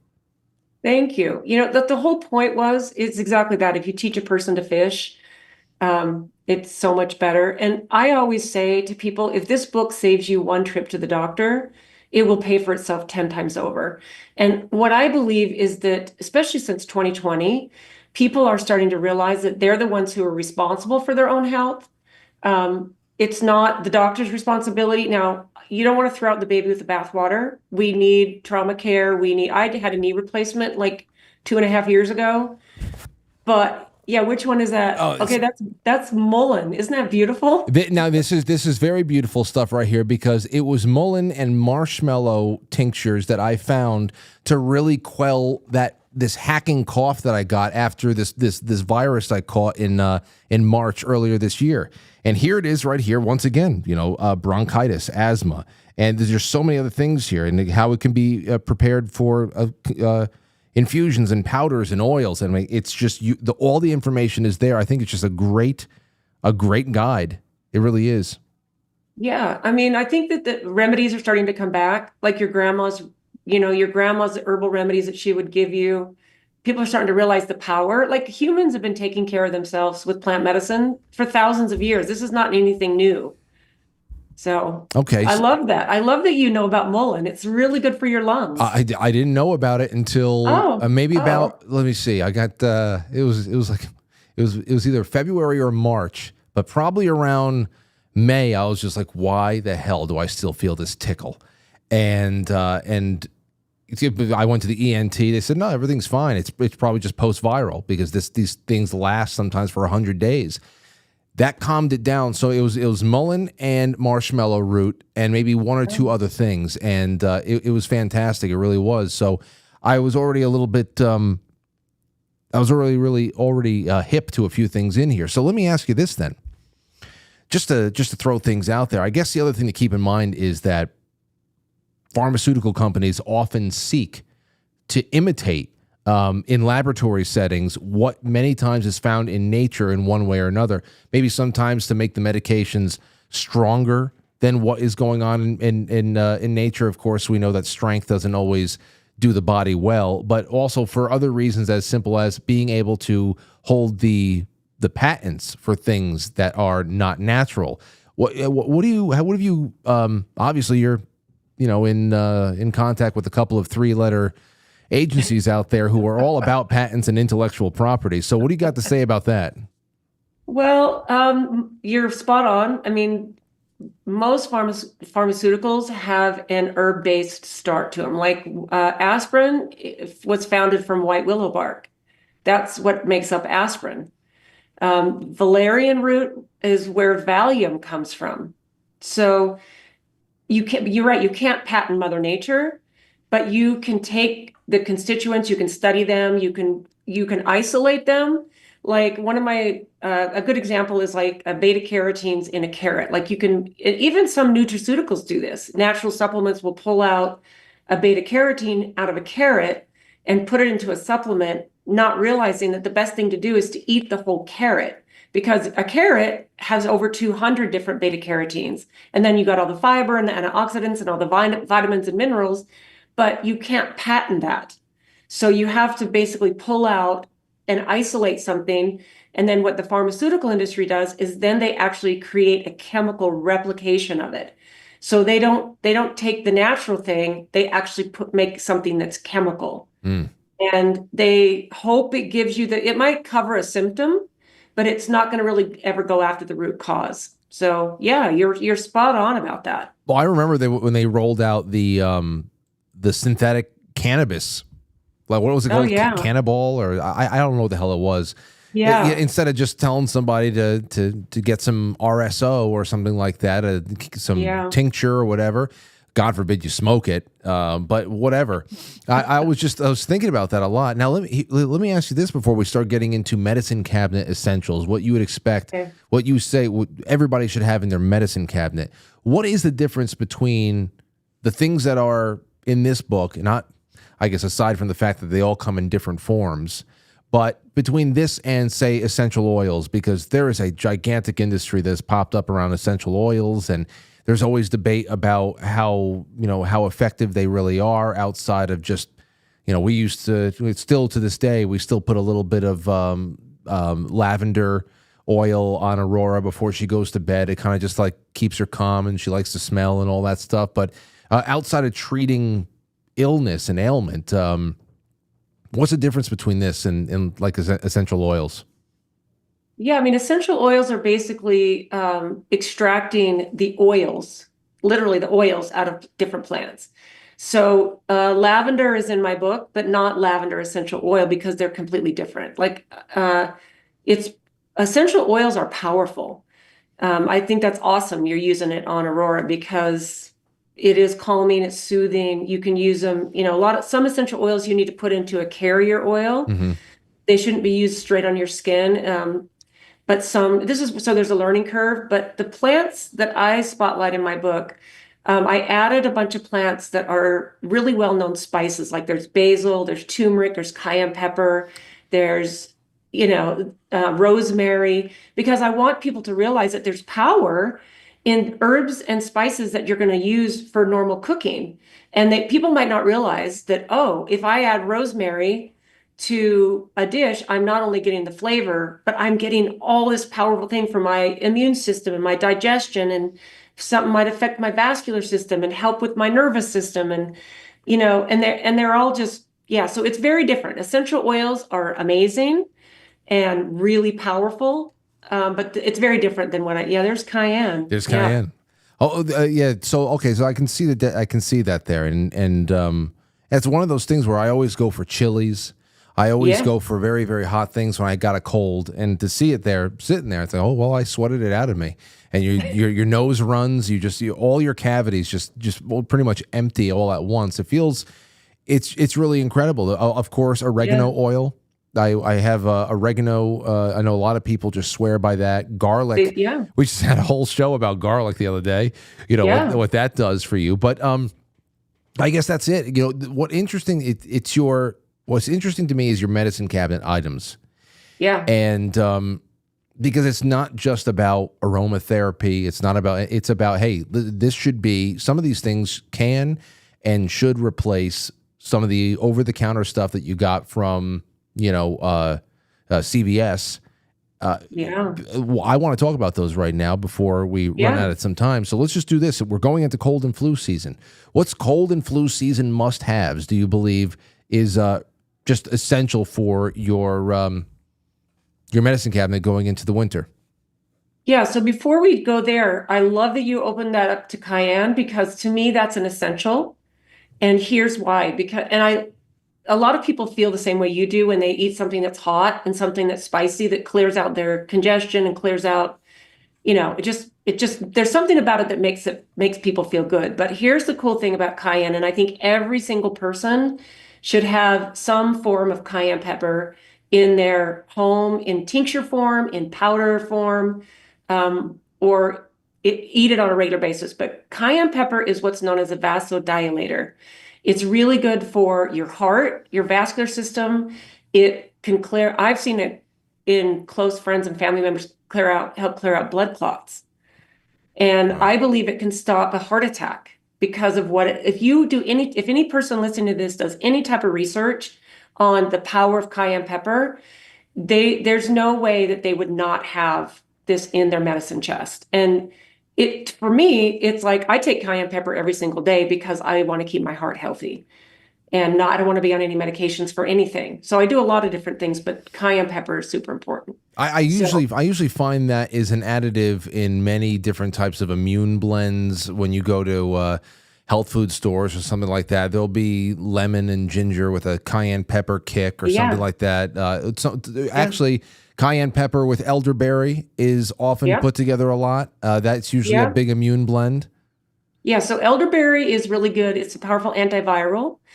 Elderberry is really well known by people, especially maybe moms who are starting to research natural things that they can give their kids during cold and flu season, because you can make elderberry syrup or an elderberry like glyceride and extraction, and it tastes really good. Your kids really like it, and it has a lot of really powerful properties. I love lemon balm. I love things like things for your lungs like mullein, osha root. Is really, really good for, osha root's not in there, but mullein, of course, is in there. Mullein tea, like the leaves, like mullein is like roadside weed.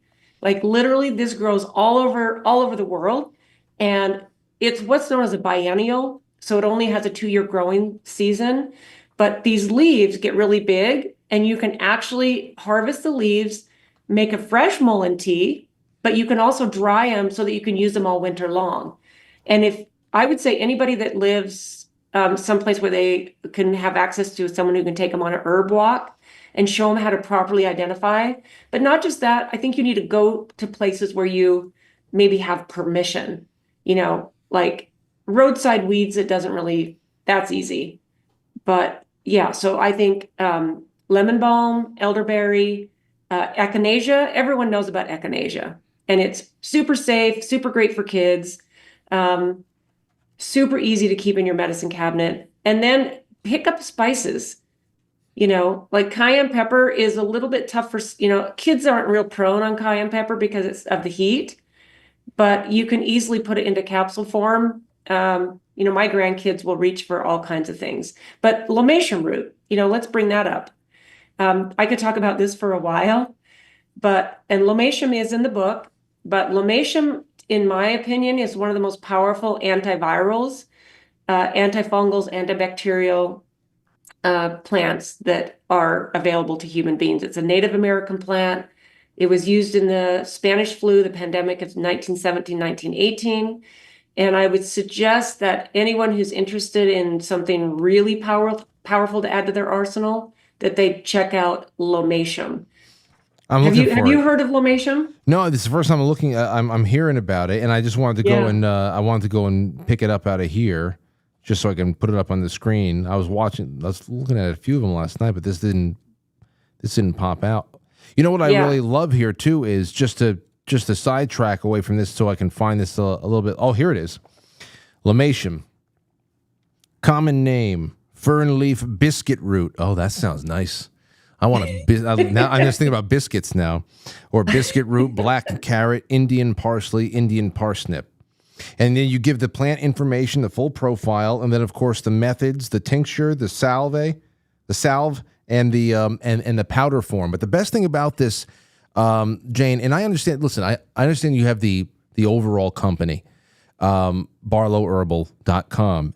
And we're talking about particular things in your family history and all that. But this book in particular, the fact that you turned it into a field guide is incredible, because it's not just about plant identification, but starting in section 14, when you give everybody, the ability, the plant morphology breakdowns, and then you give very specific directions on how to prepare the powders, the infusions, the tinctures. It's not just about what these plants can do in theory. I mean, you're getting down into the nitty gritty. Here's how to do it. Start practicing. Get this in your home. And you know what? If you find something that's good for you, there's no reason why you have to go on a nature trail to find some mullein. You can, put it in a bucket yourself and grow it. You totally can. And that's the plan and the hope. I think that we're in really important, interesting times for people to be able to make their own stuff. And I really did my best to make it user-friendly so that people wouldn't get overwhelmed. Like that preparation section in the back. It's like, okay, how do I make a tincture? Well, you know what? It's super, super, super easy. It's super easy to make a tincture. And then even on my YouTube channel, I have little videos on how to make a tincture and how to make an herb infused oil. Like, to me, this kind of stuff should be in everyone should know how to do this. But there's people, don't you think that this is kind of coming back? Would you say? The timing is perfect. I've always been interested in this. It's always been in healthcare, especially from alternative and more holistic angles, has always been a part of my show. But right now, it is so super relevant and important, and it's almost like a strike while the poker is hot kind of a deal. Everybody is so disenfranchised and disillusioned by the medical tyranny that we lived through over the last 4 years. And now there is like an upswell of curiosity and hope and nervousness with what an RFK influence can be over the healthcare system in the United States. And even when it just comes down to assessing what's coming on the dinner plate. And then we just have the general, Jane, the general decentralization of media. The fact that Jay Gulinello is like a resident, guest over here at this point. Those have been some of the best broadcasts, I think, as far as helping humanity goes that I've ever done. And these are just more and more popular times to be doing this. And the fact that you are ready to go with such an essential piece, I can't stop raving about this book. But let me ask you this. We went from cold and flu. What about antimicrobial? Like, let's say you're dressing an open wound at home. You don't have any bacitracin. You don't have anything like that, but you do have nature. What are you going to help disinfect and make sure a wound doesn't fester? Well, when you're asking someone like me, like, okay, I know you're asking for the general population, but someone like me, you should see my home apothecary, my herbal stuff with all my salves and remedies. But one of the best things you can do for an open wound is something as simple as say, coconut oil. If you have nothing and you need to do something, coconut oil has antibacterial properties, and it's just got some really nice antimicrobial properties. If it's something you need to go have looked at, I would put a little bit of coconut oil on it and then go. But that would probably be my number one go-to. I mean, I look at my apothecary and it's very different. You could even pack it with a cayenne pepper poultice, believe it or not. Jeez. If you had an infection, yeah. I have to imagine you just have to put up with the sting. Yeah, but it stings very temporarily when you're using it topically. If it's an open wound, anything is going to sting except, coconut oil wouldn't sting. But I wanted to just mention something when you talked about, people and this seems like a really ripe time to know this information. I think that one of the most empowering things people can do is take personal responsibility and opt out of the systems that don't serve instead of just complain about them. Like for me, it's like, I'm going to take care of my health and I'm not going to depend on the medical system to take care of me. So I think that when people really take what I like to call radical responsibility, and I think that's why Jay is so popular on your show, is because he gives people information that allows them to take radical responsibility and have the knowledge to say, I'm going to opt out of this. So I think it's really just a matter of, learning, being brave. You got to be courageous to take care of your health on this level, because what if you do something wrong? Like you think, oh, if my child has an ear infection, I don't know if I trust this. Like Lomatium is amazing for ear infections. And I use it on my kids, and now I use it on my grandkids. And you basically can put a couple of drops of a tincture of Lomatium right directly into your ear, take it internally, and it can clear up an ear infection. I've seen that a ton of times. Let's stay there because, of course, ear infection is one of the worst pains you can have. Thankfully, I have not had one of those in many, many years. But chronic pain. Yeah, this is something that people deal. This is a big issue for many people in this country. There are special chronic pain management programs that have been created for many people, whether it be just general nerve pain, neuropathy. There is also just traumatic injury that just goes on. I know people who are very functional, but if they don't have pain medication to get by, I mean, their life can fall apart really, really quick because the pain is that severe. Now, is there anything that in nature that comes close to the type of relief that people are getting from pharma in that respect? Because, of course, I know that no matter where you're going, the trade-off with all pain management seems to be you're going to give up some sort of cognitive function. There's a feeling of grogginess. You're stoned. Sometimes you're out of body, whatever. But what does nature offer up as far as more than moderate pain management?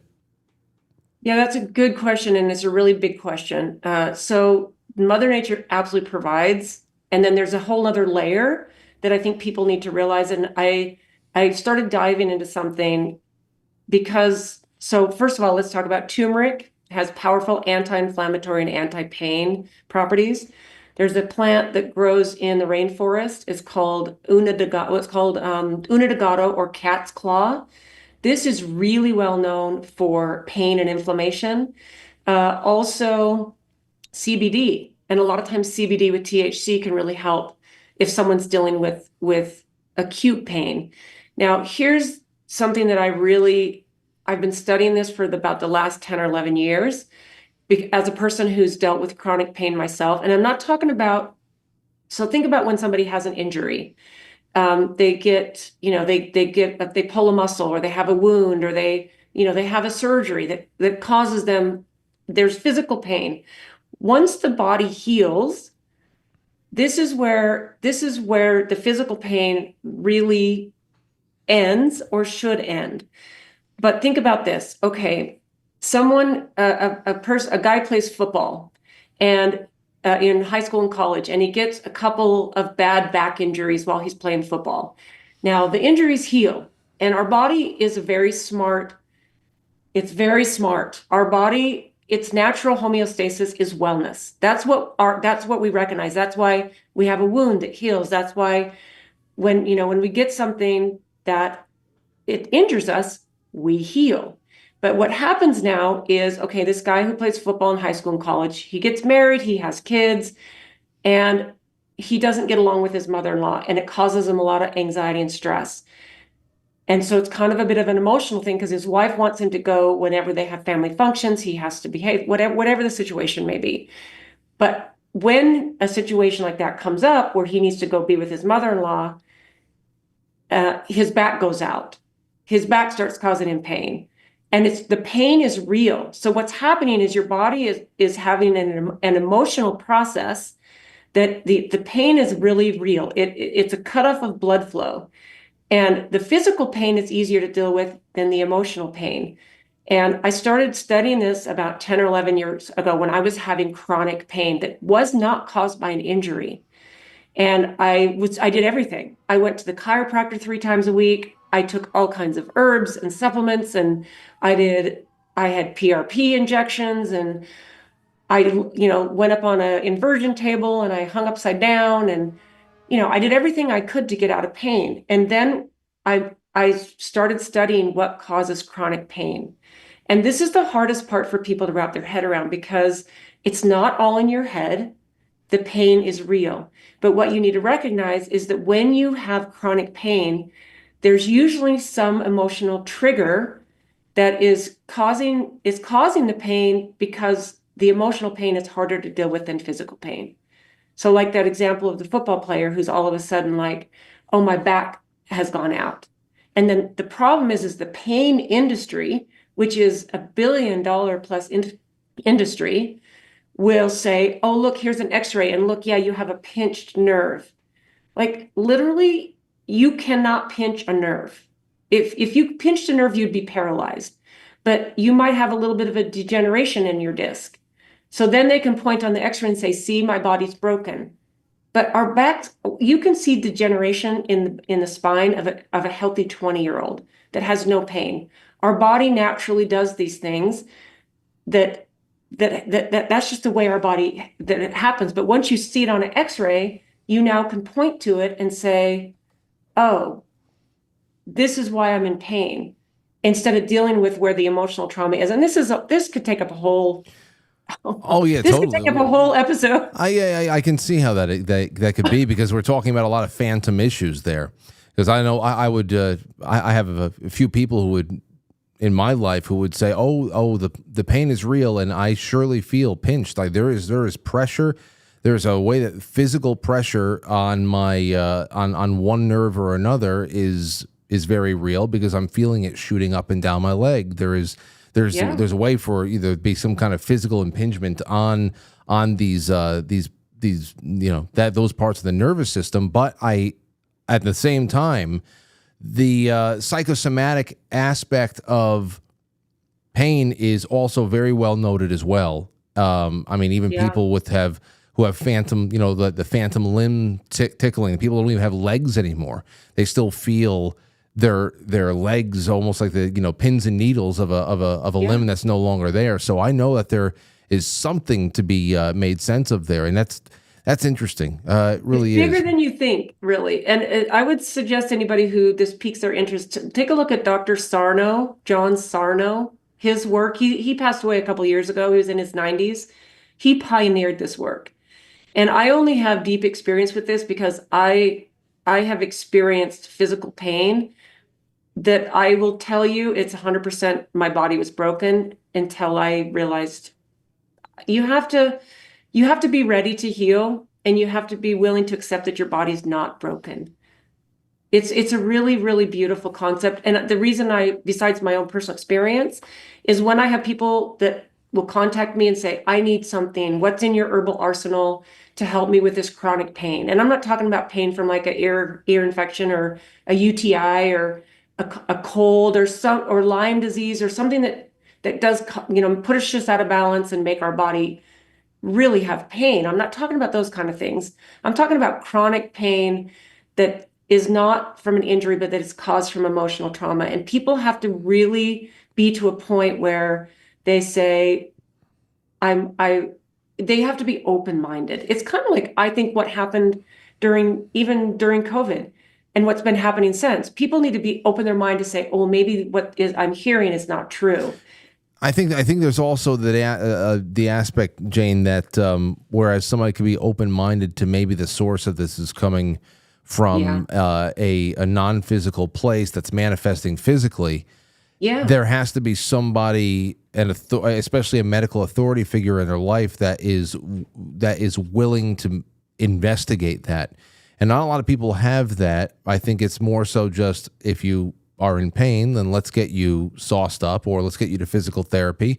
Let's let's stretch you out a little bit more. Let's strengthen you a little bit more over here. Let's see if we can figure out if this is there's a bodily imbalance that can get you back in place, so your hips aren't tilted forward, or you're not bone on bone over here. But like you said, if there's no real evidence of physical injury, but there is chronic pain, then there has to be a point where everybody agrees to go and investigate the emotional side of it. I have to imagine that that's not very common.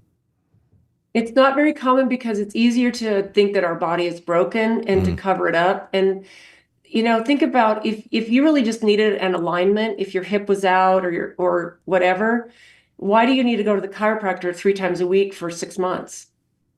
If your hip's out of alignment, I've had hundreds of chiropractic adjustments. With the dad I grew up with, a lot of his best friends were chiropractors, and we were getting adjustments as little kids. So I love chiropractors, and I love acupuncture, and I love all the things, a good massage and all the things that make our bodies feel better that we do get out of an alignment.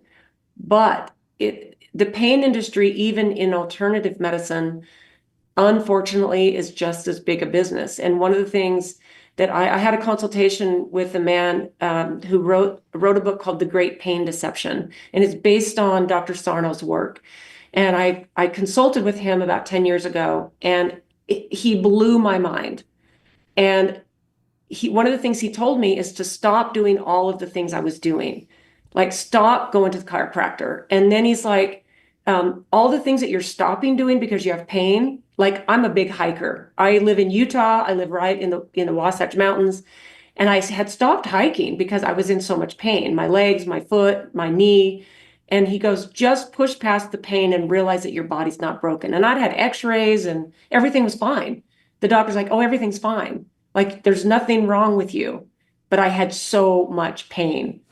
So yeah, I mean, it's a big topic, and I know it's not about herbs, but no, it is in a large way, because of course the herbs would be considered by many people in Western medicine as just as much of a woo-woo topic as what you're saying right there. So I mean, what is the body?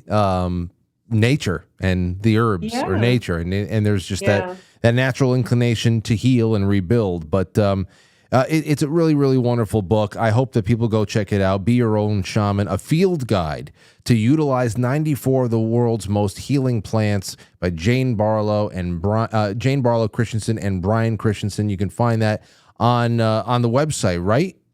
You can actually find it on Amazon and Barnes & Noble. But what I did is I self-published it last year, the copy you have, and then it got picked up by Skyhorse Publishing, and I added a chapter of psychedelics and sacred plants. So it now has 101 plants. So you know what? I need to pop one in the mail to you with the psychedelics. Hey, how often are you tripping, Jane? How often do you trip now? Never. We got to talk. Never. I have to have. Can't you see? Oh, I know. You're glowing. I have to have a big psychedelic night with people on the show. There's so many questions I have just from the standpoint of someone who's never done it or done anything on that. But I know that even at this point, where that it's going as far as a medical modality is that, just on a microdosing aspect, people aren't tripping balls per se, especially with the psilocybin. That's done for a lot of people, even with stress and PTSD and depression and all that. So I that's definitely a can of worms we've got to crack open. You know what? I don't even want to ask you this last question because we have no more time left, but I have I'll do a short answer. Okay, here's a short answer because we got 2.5 minutes before I have to start wrapping up.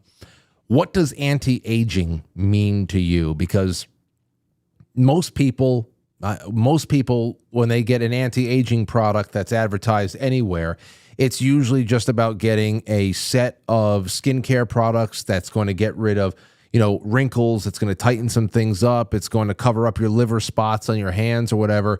But that topical, that can't be what someone like you looks at as anti-aging. So what's the approach there, and what are you trying to trigger inside of the system with the herbs to reverse what? What is anti-aging meaning to you?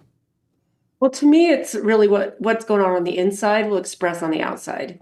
I think that it's a whole list of things like fitness, low stress, good sleep, hydration, fasting. I think the leaner body mass you have, I think we need to eat as close to nature. And when you do a podcast, you have good lighting. Oh, that's definitely good. That's definitely good too. I mean, we've had a lot of lighting issues in here. Well, no, I'm talking about myself. I have some good lighting, but no, we met in person. You are very, very vibrant when you walk around. I was so happy when you showed up. I said, "Oh wow, this is fantastic. We get to meet in person after all these years of kind of like ships passing in the night." But with the aging thing, though, it's for me is especially with learning about restricted eating windows. You're triggering a body's almost like a cleanup mode. Especially getting rid of, dead cells and rejuvenation there. But there's autophagy. Yeah, there's so much more. There's so much more. I just like asking that question of people from time to time because anti-aging is something that's always a big ticket marketing piece, but it usually always just comes down to getting rid of the crow's feet at the side of the eyes. And and I don't care about that stuff. If I'm being honest, I do sometimes I kind of get freaked out a little bit if I look in a mirror and the lighting is bad. I just kind of go, whoa. But I will tell you, if you eat clean, you take care of yourself. To me, beauty comes from within the person, your consciousness, the divine spark that we all are. And think about someone that that's really old and really wrinkly and how beautiful they are. Yeah. I think that we forget that we need to love and respect the aging process without pushing I do take care of myself. I take care of my skin. I put really nice things on myself, but I'm not going to do Botox. I'm not going to do lifts. I'm not going to put injections in my lip. I'm not going to do any of that because I want to age the way I'm supposed to age. It's beautiful when you see that too. I mean, not everybody can ride off into the sunset and just be, beautiful forever. That's for sure. But it's better than the alternative where you have all these people that are just doing they're plucking and pulling and injecting all this shit. They look like cat people at the end. They all get this very feline looking face. When somebody's going into these hamster wheels of one procedure or another, they all end up looking like Barbara Streisand. She looks like a feline, and they all end up looking like cat people. I don't know. Their face just doesn't move. In fact, me and my husband were watching a series on Netflix that just came out with Kristen Bell in it. I can't remember the name of it. And she doesn't look like herself anymore. Her face doesn't hardly move and her lips look weird. I'm just like, oh, she was so cute. Like, why? Meg Ryan. Oh, Meg Ryan, she one of the cutest faces in Hollywood, and I don't. know. All of a sudden, I was like, wait, who's that? Yeah.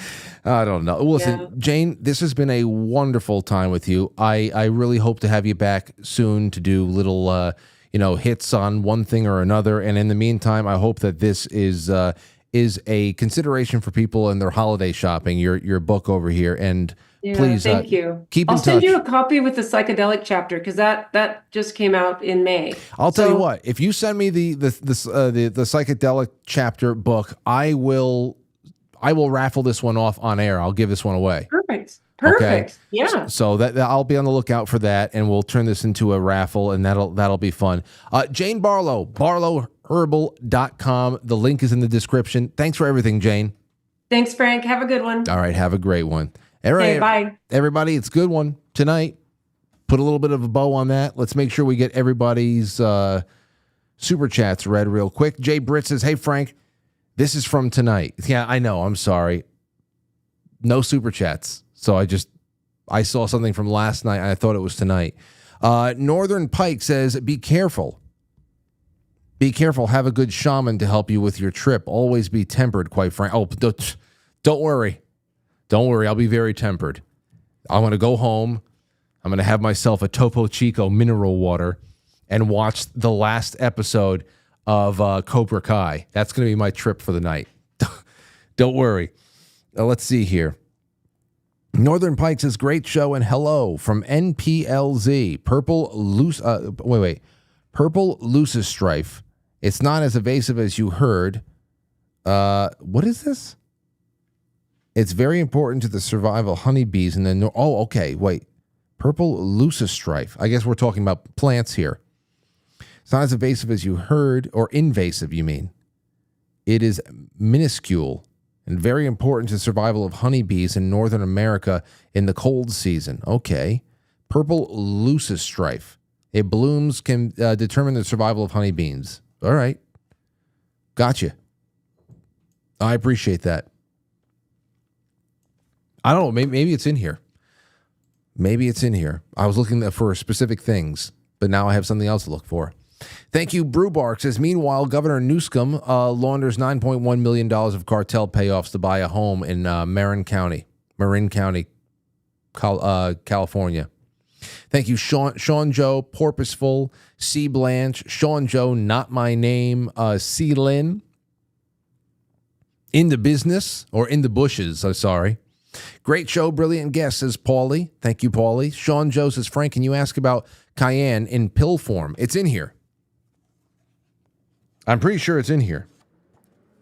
And then, of course, the best thing is that you get all of the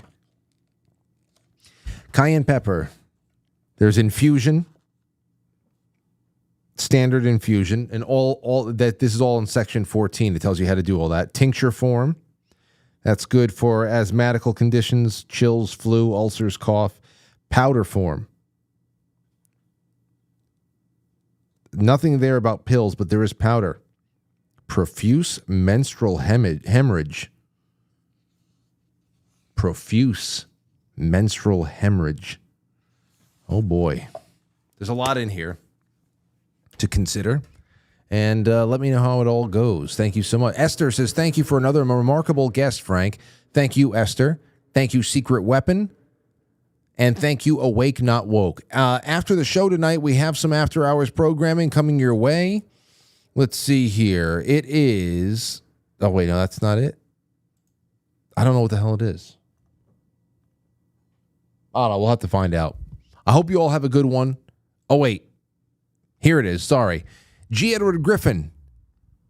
This is a classic tonight. It's Rabbit Hole Wednesday. So right after the show... on quitefrankly.tv, which in a couple of minutes, G. Edward Griffin interviews Yuri Bezmenov. It's a classic. Go ahead and check it out. Then is Jeranism, flat versus globe Earth debate. That's for everybody who's becoming increasingly interested in that debate going on. And Manly P. Hall, mystery of the pineal gland. That's how we're ending it tonight. So go and check it out. Quitefrankly.tv. Quitefrankly.tv. That's all I got for you. I appreciate you all so much, and have yourself a good night. I'll catch you on the flip side.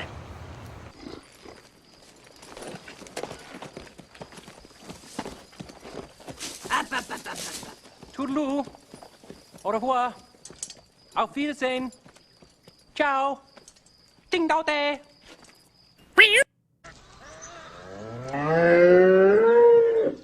Will you shut up?